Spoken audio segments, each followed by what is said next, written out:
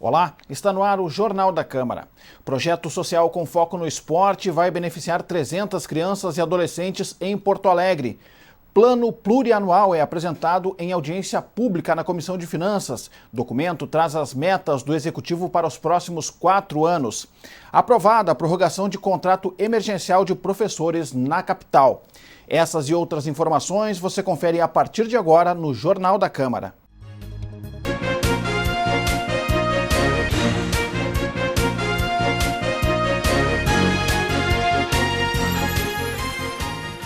Trezentas crianças e adolescentes da capital serão beneficiadas com o projeto Social Esporte Clube.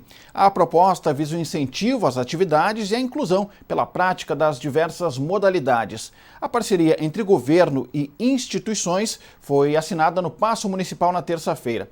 O presidente do Legislativo acompanhou a cerimônia. A Larissa pratica esportes desde os 12 anos e isso só foi possível por meio de parcerias como o Social Esporte Clube entre o governo e instituições locais. Moradora da Vila Farrapos, na zona norte do município, ela é o exemplo do impacto positivo do esporte na infância. Me ajudou muito como pessoa, né? Saber perder, saber a nunca desistir, principalmente, né? Os meus objetivos. E o que eu falo é que assim, nem sempre a gente vai estar ganhando, mas não desistem porque é muito bom. Com mais de 10 instituições parceiras, o termo de cooperação do projeto foi assinado por clubes e executivo em cerimônia no Paço Municipal na terça-feira.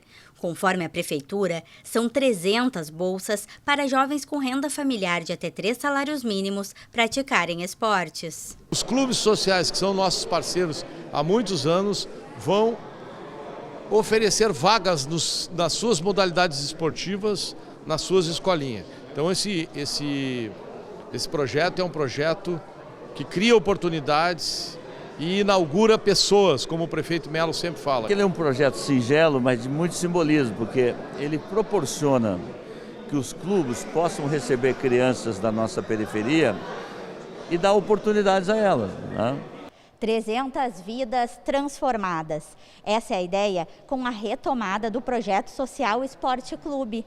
Enquanto crianças e adolescentes recebem uma oportunidade no esporte, a sociedade ganha cidadãos melhores. Tem a ver com a educação, né? Criança que vai bem no esporte, vai bem na escola, vai bem na família, tem todo esse relacionamento melhorado. Isso tudo tem a ver com a comissão e tem a ver com aquilo que a gente quer para a cidade. A gente vê com muito bons olhos ali quando a Larissa falou que a jovem ali, arremessadora de martelo da Sojipa, a respeito aí desta oportunidade de estar convivendo com o esporte, às vésperas de uma Olimpíada. Eu acho que hoje, assim, no imaginário de toda criança, se tem esta questão, através do esporte, uma realização pessoal também. Na ocasião, a Prefeitura ainda convidou os clubes para enviarem projetos de adoção de 29 quadras esportivas do trecho 3 da Orla do Guaíba. O local tem previsão de entrega para setembro. Eu acho que a parceria é a alma do negócio, né? E a parceria boa é aquela que a cidade ganha com ela. Então, veja, o clube se dedica, a Prefeitura faz a sua parte. A gestão, muitas vezes, do espaço público é muito melhor feito por um parceiro. Então, estou muito alegre. Ambas as iniciativas pretendem ampliar os horizontes e possibilitar que mais Larissas que vivem na capital possam ter a vida transformada pelo esporte. Fizeram a diferença por me ajudarem a ir em competições que eram longe, em Fortaleza, Recife. Sem essa ajuda eu não conseguiria ter ido, não conseguiria ter me consagrado campeão ou competido. Tu conhece lugares, tu conhece pessoas, tu consegue estudar por meio do esporte e isso é muito importante, porque sem o estudo a gente não consegue ser nada hoje em dia. A melhoria dos serviços públicos, a retomada econômica da capital pós-pandemia e o equilíbrio fiscal do município são as prioridades da Prefeitura para os próximos 4 anos.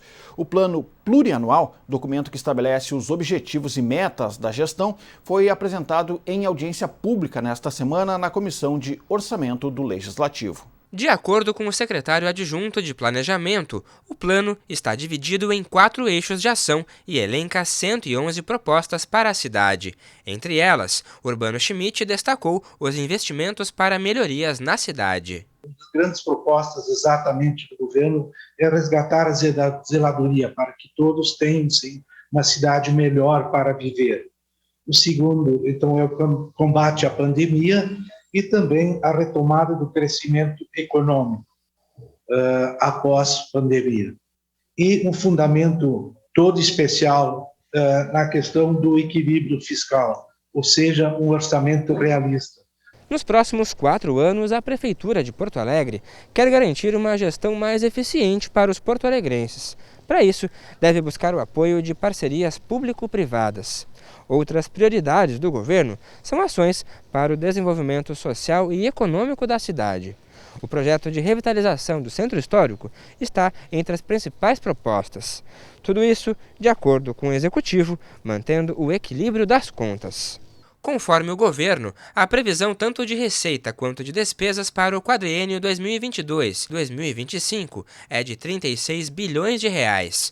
O secretário municipal da Fazenda salientou a importância da arrecadação de tributos. Eu ressalto a importância da nossa receita tributária, que é a principal receita do município. Tem se consolidado, cada vez mais a gente depende menos de transferências e a gente tem uma receita mais consolidada. Outra questão importante também, foi publicado aí semana passada o CAPAG do município de Porto Alegre, que mensura justamente a nossa capacidade de pagamento, e isso aí nos possibilita captar créditos a um custo mais baixo. Presidente da CEFOR, a vereadora Bruna Rodrigues, destacou a necessidade do plano apresentar mais recursos para áreas impactadas pela pandemia, como a saúde, educação e assistência social. Nós tivemos ótimas apresentações e ótimas discussões aqui na CEFOR. Uma delas foi a que trouxe o Dr. Ricardo Zordan, que falou da necessidade de se ampliar os recursos para a saúde nesse período de pandemia. Afinal de contas, a própria secretária Ana Dalben, ela traz da fragilidade, ela fala da fragilidade da nossa atenção básica, né, que vai receber aí o pós-Covid, né?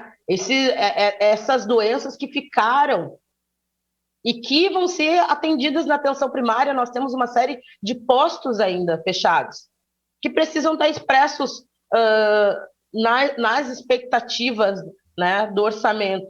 Eu queria agradecer a seriedade também política da atual equipe, que na introdução do seu plano plurianual reconheceu os dados positivos do governo anterior.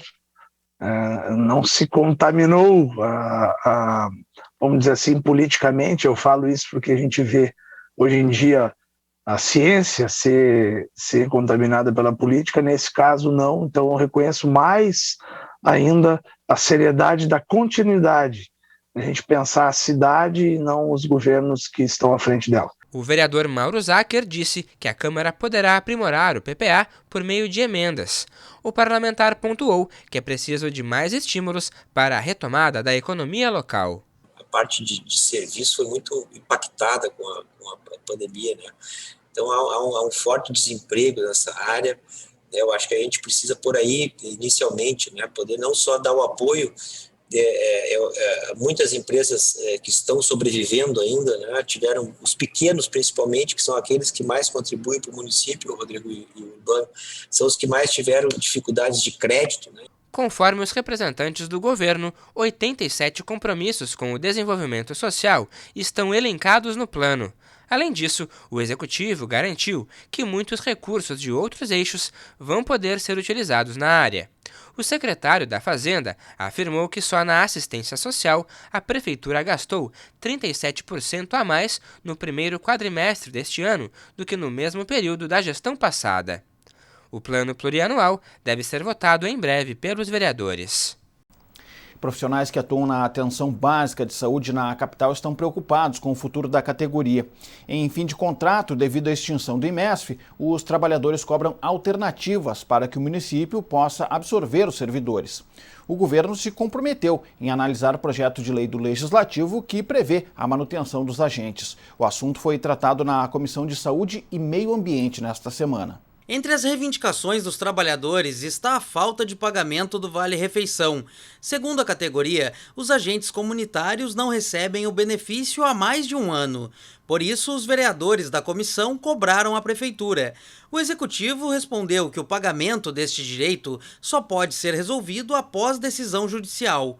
O julgamento referente ao caso está marcado para a próxima quinta-feira, dia 24 de junho. Hoje eu ainda conversei com o procurador do município pela manhã, até para ver como estava a situação dos agentes comunitários, dos agentes de endemia, e ele me passou que eles estão só aguardando a decisão judicial para fazer cumprir, porque senão vira improbidade, né? Então eles vão acertar os vales alimentação em função da autorização judicial. Ocorre que a Secretaria da Saúde não está aceitando se manifestar no processo a favor do pagamento imediato E eu estou falando de um negócio básico, que é vale-refeição, que garante a alimentação dos agentes. E a Secretaria da Saúde, o informe que eu tenho, é que está obstaculizando essa posição. Não vejo nenhuma vontade técnica ou política da Secretaria Municipal de Saúde em intervir no processo judicial dizendo que não quer. Isso eu não vi. Tá? O que eu tenho de informação correta e concreta em relação a esse processo é que houve uma sentença judicial que não reconheceu, né, que é para não pagar o Vale Alimentação para os agentes comunitários de saúde, em discrepância a outra decisão judicial que reconheceu o direito dos agentes de combate a endemias a receber o Vale Alimentação. Vai haver um outro julgamento que, muito provavelmente, vai reconhecer o direito desses agente de combate, agente comunitário de saúde, receber o Vale Alimentação. O fim dos contratos decorre da extinção do IMESF, o Instituto Municipal de Estratégia de Saúde da Família. Na reunião, os parlamentares e os próprios profissionais demonstraram preocupação quanto ao futuro dos trabalhadores. Eles citaram a Emenda Constitucional 51, cujo teor diz que agentes comunitários de saúde e agentes de combate às endemias só podem ser contratados por estados e municípios, sem a possibilidade de terceirização. Então, os agentes comunitários de saúde, os agentes de endemias, têm a seguridade desta lei. Portanto, cabe ao governo absorver. E só pode absorver de duas maneiras para nós: criando os cargos de extinção ou criando uma empresa pública de direito público. Nós queríamos saber do governo por que ainda, primeiro a pergunta, por que ainda não mandou o projeto de lei na Câmara ou não avaliou o projeto que está em condições de votação. Conforme as lideranças que representam os trabalhadores, manter os funcionários do IMESF e também absorver as centenas de profissionais que já foram aprovadas no último concurso seria uma solução mais barata e que também garantiria um melhor atendimento à população do que continuar encaminhando contratos terceirizados na área da atenção primária aqui em Porto Alegre. Mesmo assim, embora diga que irá contratar mais servidores, a Prefeitura não garante que todos os trabalhadores serão absorvidos pelas unidades de saúde da capital gaúcha. Nós temos 267 equipes de estratégia da família, né? Mas nós vamos usar mais de 300, talvez 400 agentes comunitários, por causa daqueles territórios que precisam de mais cuidado. Esse estudo está sendo feito com bastante precisão.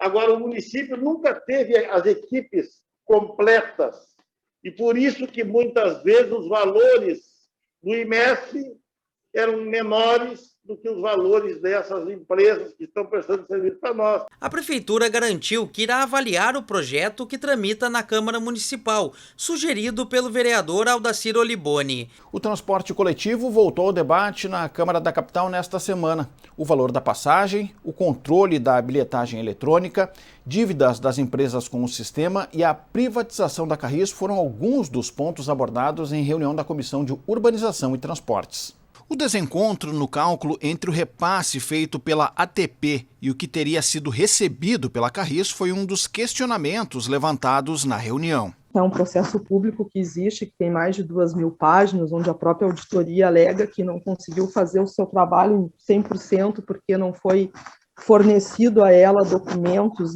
e notas que deveriam ter sido fornecidas.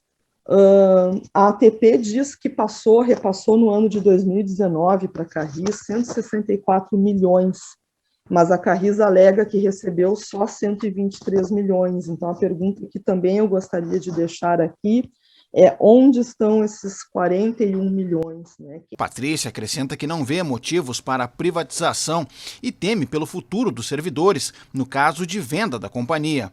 Da mesma opinião, André Augustin, do Observatório das Metrópoles, avalia que, antes de tudo, é necessário respostas para apontamentos de irregularidades, como o não pagamento de multas pelas empresas e a gestão da bilhetagem eletrônica, que deveria ser feita pela Prefeitura, mas que hoje está sob o comando da ATP, representante das empresas de ônibus. Esse controle da bilhetagem já era para estar com a Prefeitura há muito tempo, né? Inclusive o representante do Ministério Público de Contas disse que desde 2012 ele já pressiona, acho que em 2021 há 9 anos que o Ministério Público de Contas pressiona, já é um problema antigo, mas até hoje a Prefeitura só estuda o assunto, mas nunca assumiu isso.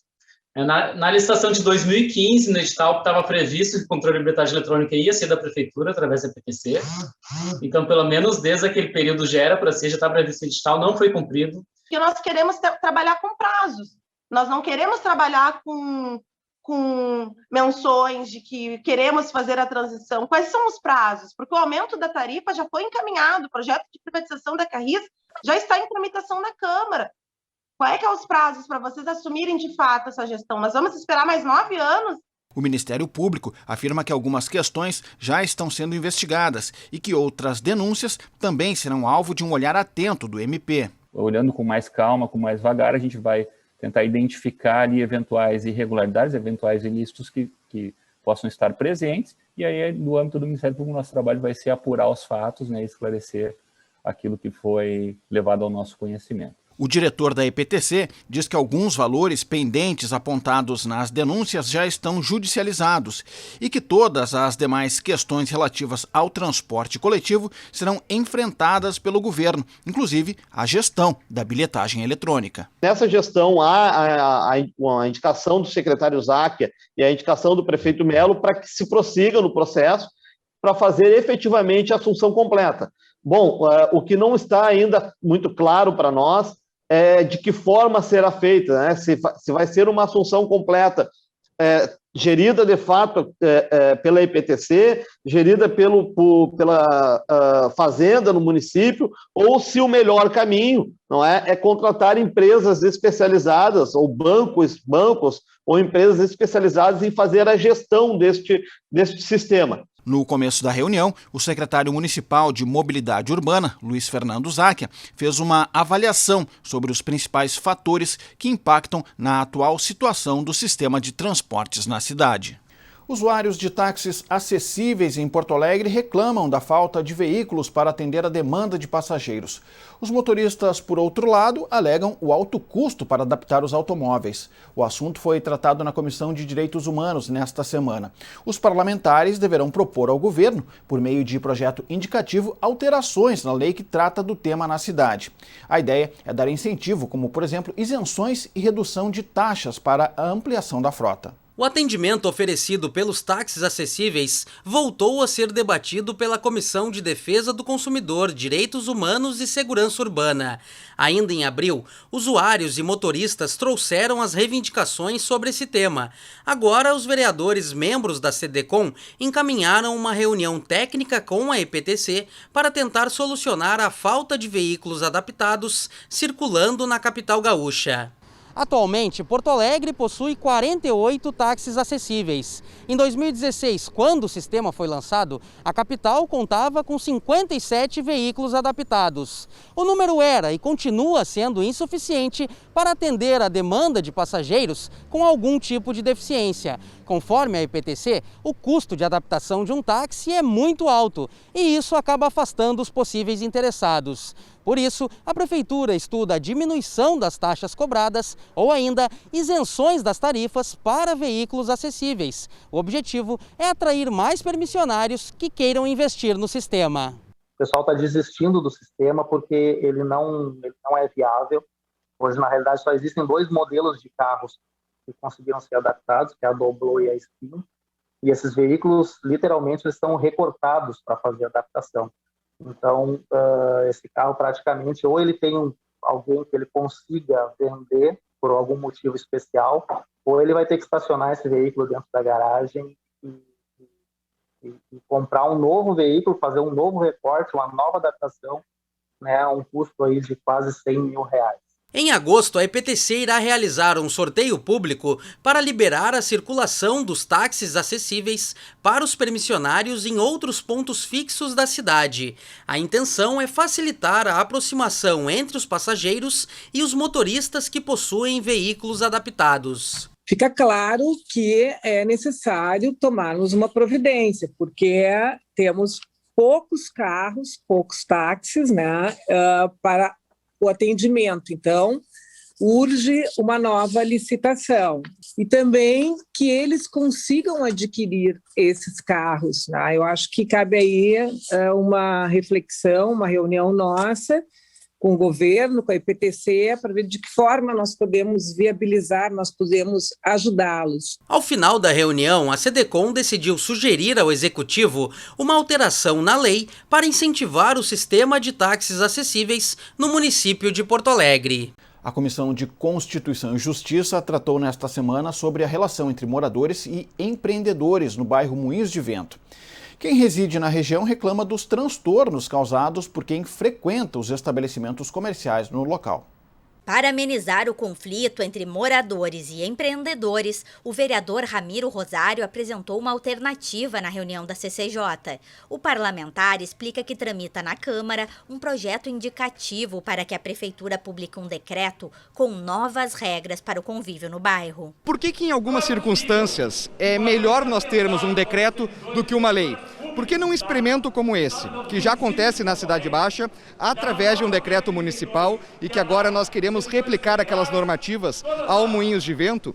Numa experiência como essa, tem itens que podem funcionar e tem itens que podem não funcionar.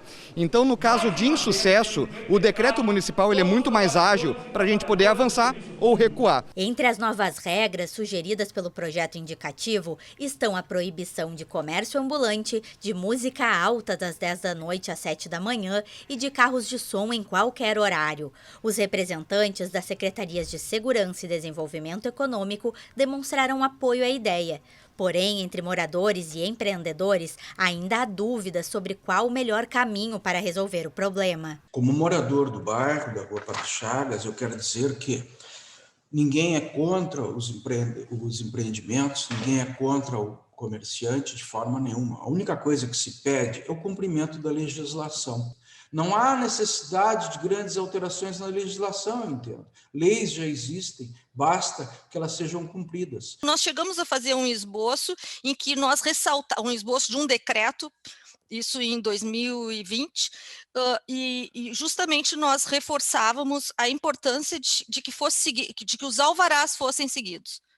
Tá? Então é nisso que a gente, eu acho que esse é o ponto, talvez mais o único ponto que possa haver uma discordância, né, ou um pouco de uma certa intranquilidade da nossa parte em relação ao projeto de lei ou ao projeto de decreto. A proposta ainda pode sofrer ajustes em detalhes conforme o autor. O parlamentar irá se reunir com o secretário adjunto municipal de Desenvolvimento Econômico, Vicente Perrone, na próxima semana para debater o possível decreto. Ramiro Rosário destaca que, independentemente de qual seja o trâmite, aposta em uma solução rápida para o bairro Moinhos de Vento. A nossa expectativa, inclusive, é que o decreto municipal eventualmente possa sair até antes da conclusão do processo indicativo aqui dentro da Câmara de Vereadores. Então, o que vier antes, melhor, né? A nossa intenção não é disputar beleza e nem autoria de projeto. É que tenha, de fato, uma normativa que venha a beneficiar o conjunto do Moinhos de Vento, que envolve moradores, empreendedores e também os frequentadores do bairro. Atendimento de 100% da demanda por vagas em creches, alfabetização na idade certa e escolas em tempo integral. Essas são algumas das metas previstas no plano de gestão da Secretaria Municipal de Educação para o período de 2021 a 2024. As propostas foram apresentadas pela titular da pasta em reunião da Comissão de Educação nesta terça-feira. A A meta da Secretaria Municipal de Educação é ser referência em processos educacionais qualificados e efetivos em 2024.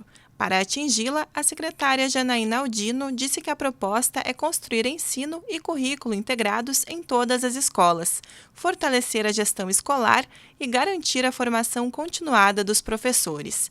De acordo com a titular da pasta, a terceirização da manutenção na infraestrutura das escolas e a conectividade da internet em todo o espaço físico escolar também são ações previstas no plano. Ele tem lá no final uma visão de como a gente quer ser reconhecido, né, a educação pública municipal de Porto Alegre lá em 2024, né, com metas, a gente pode dizer, com metas mais audaciosas para a rede, né, do cenário atual que a gente está. Ao detalhar as ações, a secretária ressaltou as prioridades de cada etapa de ensino.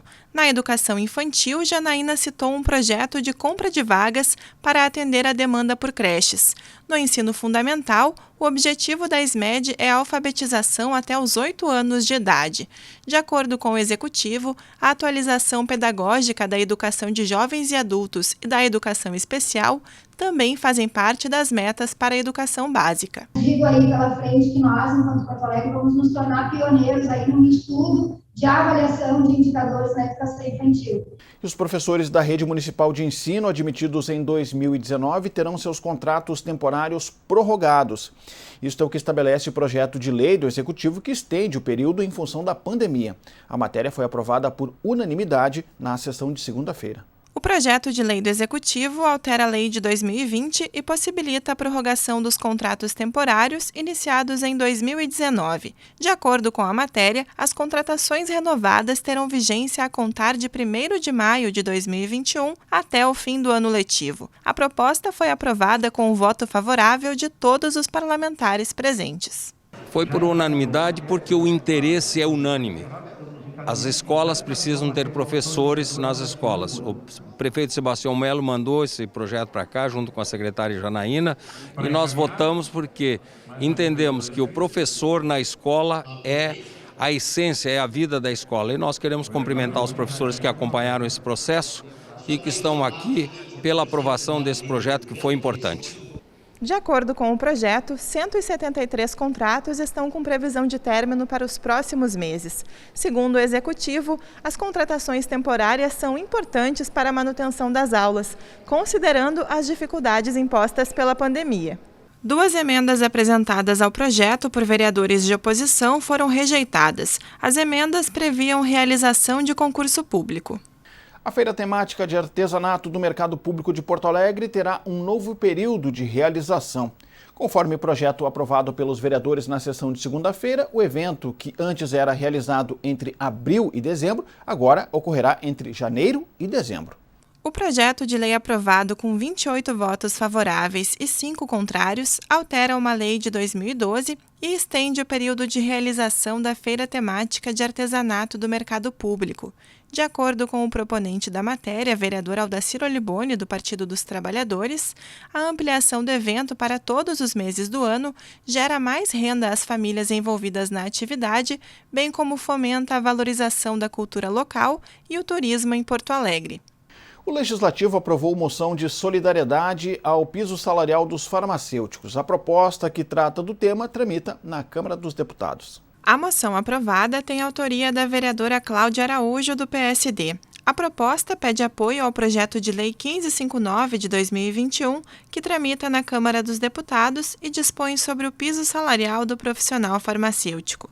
A justificativa da proponente é a valorização da categoria que está sempre próxima à população ao prestar vários atendimentos de saúde. Na verdade, é uma forma de valorização da categoria dos farmacêuticos, né? São profissionais que para se formar eles levam de 5 a 6 anos, é como fazer um curso de medicina, está voltado para a área da saúde também, e hoje o piso dos farmacêuticos ele é muito baixo com relação ao que eles teriam que estar recebendo. O Jornal da Câmara de hoje fica por aqui. Confira mais informações do Legislativo nas nossas redes sociais e no site da Câmara de Vereadores de Porto Alegre.